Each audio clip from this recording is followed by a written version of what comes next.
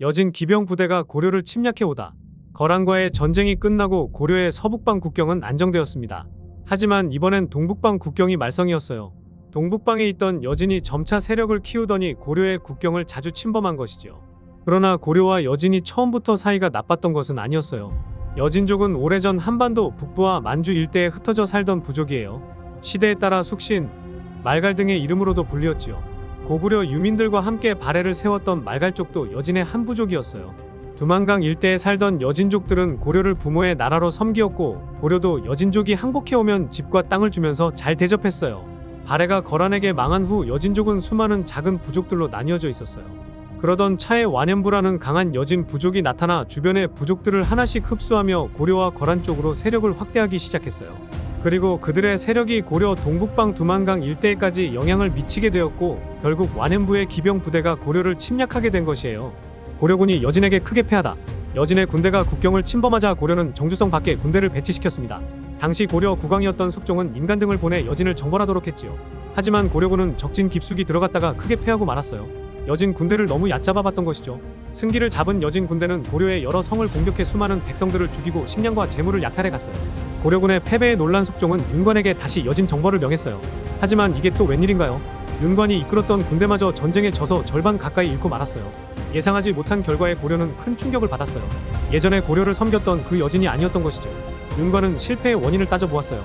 폐하, 신이 여진과 싸워보니 예전에 그들과는 달리 매우 강성하였습니다. 그러니 지금은 군사를 잘 훈련시켜 훗날을 기약하여야 할 것입니다. 신이 패한 이유는 여진이 기병 위주의 군사들이라면 우리는 보병 위주의 군사들이어서 감당할 수 없었기 때문입니다. 이에 윤관은 기병 위주의 여진과 맞서 싸울 특별한 군대를 만들자고 숙종에게 건의했어요. 이 군대를 특별히 만든 군대라 해서 별무반이라 불렀어요. 별무반을 만들어 여진족 정벌에 나서다. 별무반은 크게 기병으로 이루어진 신기군, 보병으로 조직된 신보군, 승려들로 꾸린 항마군으로 구성되었어요.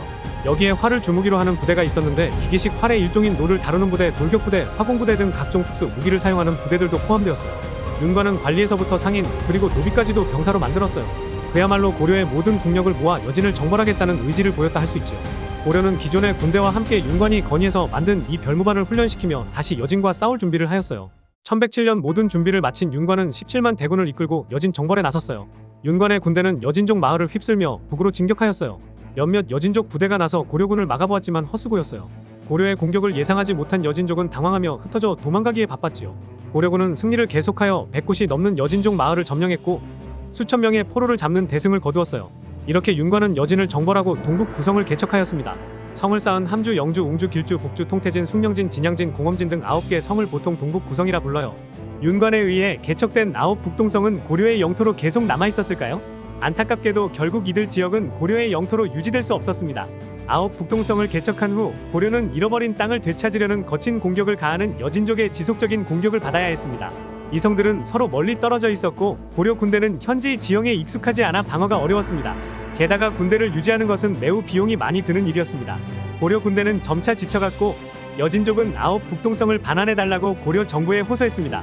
고려 정부는 여진족으로부터 다시는 고려 땅을 공격하지 않겠다는 서약을 받고 결국 9 북동성을 여진족에게 반환했습니다. 만약 윤관이 여진족에 맞서 싸우려는 생각을 하지 않았다면 지금 우리의 영토는 어떤 모습일까요? 윤관과 고려 시대의 놀라운 역사를 통해 여행을 마치면서 우리는 이 중요한 한국 역사의 시대를 형성한 전략적인 뛰어남, 치열한 전투들, 그리고 굴하지 않는 정신을 목격했습니다. 고려군의 불굴의 정신을 상징하는 윤관의 유산은 지금까지도 우리에게 영감을 주고 있습니다. 이 역사적 탐험에 함께해 주셔서 감사합니다. 이 영상을 즐기셨다면 구독, 좋아요 잊지 마세요. 여러분의 지지가 이러한 이야기를 살리고 우리의 공유된 역사를 유지하는 데 도움이 됩니다.